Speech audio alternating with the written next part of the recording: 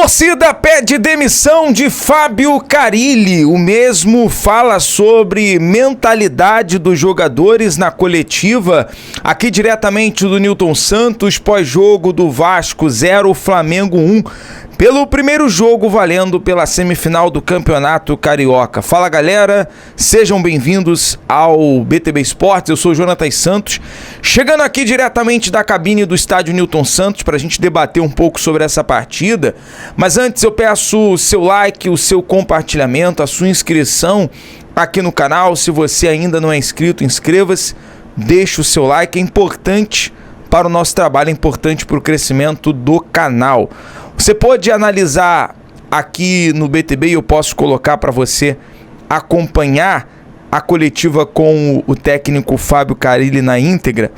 O fato é, pessoal, que o Carille reclamou agora na coletiva, ele faz uma reclamação em virtude da mentalidade dos jogadores. Primeiro ponto, o Vasco toma um gol, sofre um gol do Bruno Henrique na intermediária da área, na entrada da área, com chute que acaba desviando no Freitas, e o Jardim ele não consegue ir na bola.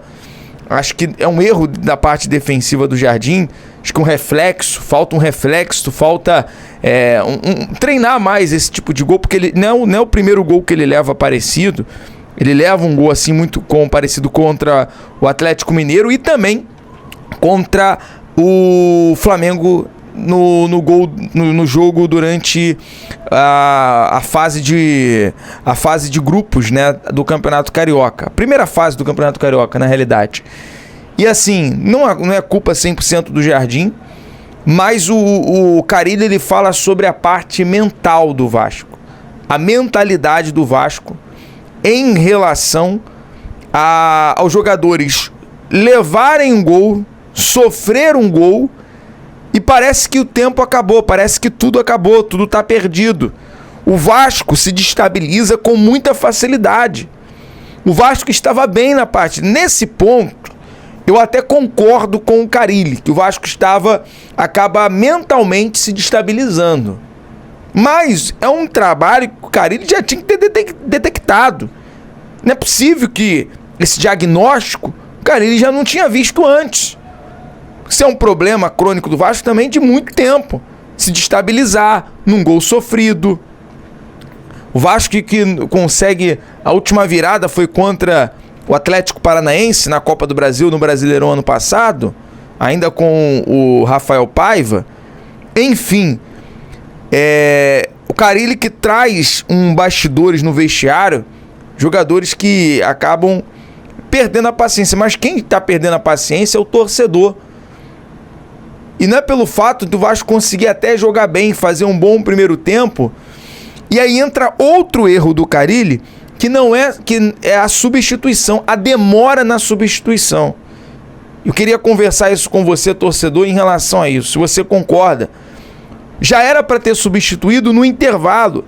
Sabe que o Vasco vai ter uma queda de rendimento, sabe que o Vasco vai cair fisicamente e o Flamengo vai se adaptar ao gramado sintético e vai tentar se impor no jogo. E foi exatamente isso que aconteceu. O Flamengo conseguiu se impor no lado direito com o Wesley, acionando o Arrascaeta no lado esquerdo.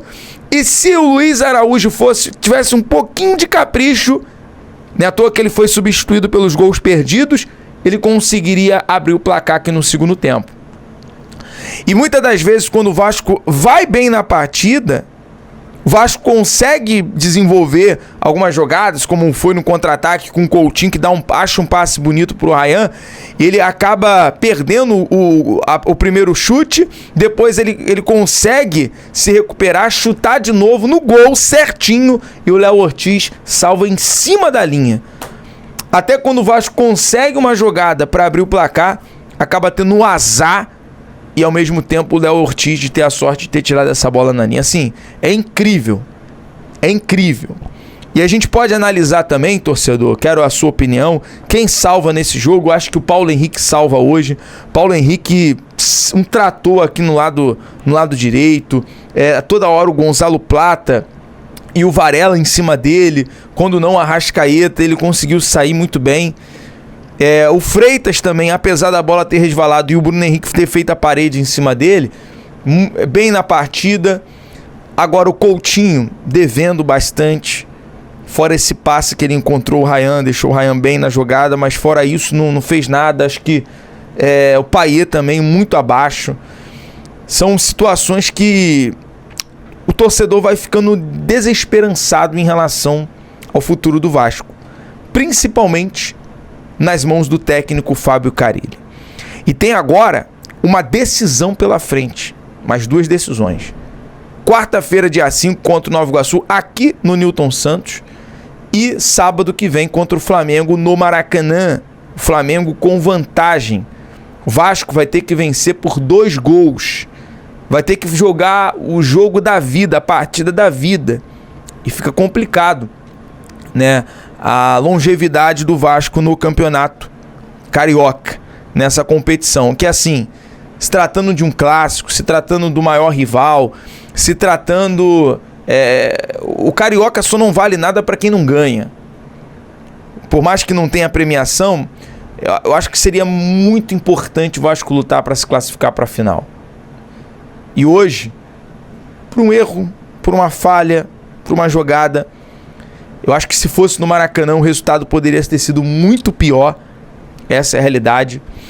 E agora o Vasco precisa juntar os cacos. É o que tem no momento. A não ser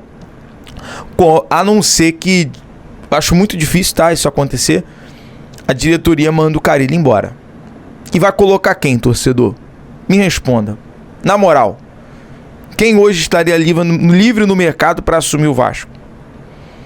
Infelizmente o Vasco fica limitado tecnicamente, taticamente. Eu digo limitado porque os jogadores acabam cansando o aspecto físico também. Mentalmente, pior ainda. Leva um gol, aí eu concordo com o Carille. Leva um gol e parece que o mundo acabou. E aí o Flamengo começa a gostar do jogo, é porque o Flamengo também hoje não queria... Fez 1-0 e parou de jogar. Parou de jogar. Essa é a realidade.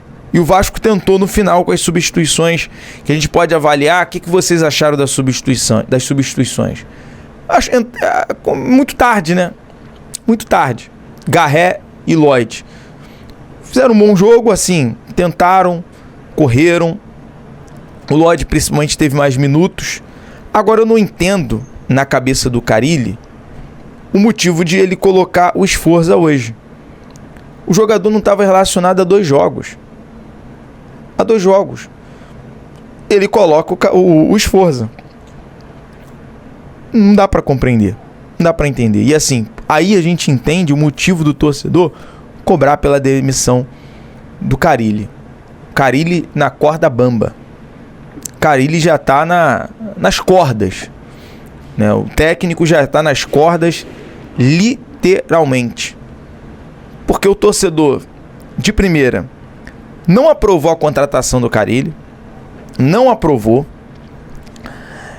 Em contrapartida, além de você resolver o time tecnicamente, você tem que ter peças. E agora a gente vai começar a avaliar mais o trabalho dele, porque hoje ele tem peças. Ele não utiliza o Nuno. E vamos ver quarta-feira, né? Quarta-feira eu acho que é decisão.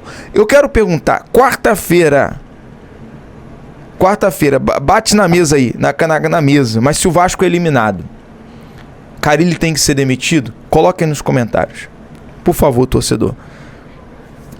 Por favor, coloque aí nos comentários. Porque, assim, o Vasco precisa responder rápido, uma virada de chave rápido. Essa é a realidade. Em todos os sentidos. Fisicamente, tecnicamente, mentalmente e taticamente. Porque taticamente vai ficar nesse gesso aí. Nesse gesso. O Carille vai preparar um time por um primeiro tempo para não tomar gol, mas no segundo tempo o time vai cansar e vai levar o gol. E vai perder jogos. Pro Vasco vencer jogos, tem que jogar igual o primeiro tempo, do início ao fim. Do início até o fim. Aí o Vasco começa a ganhar jogos importantes, clássicos. Vai estrear contra o Santos no dia 30 no Brasileirão. Então fica já o alerta ligado. Torcedor, vou ficando por aqui com o nosso pós-jogo. Amanhã bem cedo, domingão, a gente traz mais informações para você. BTV Esportes em todos os lugares.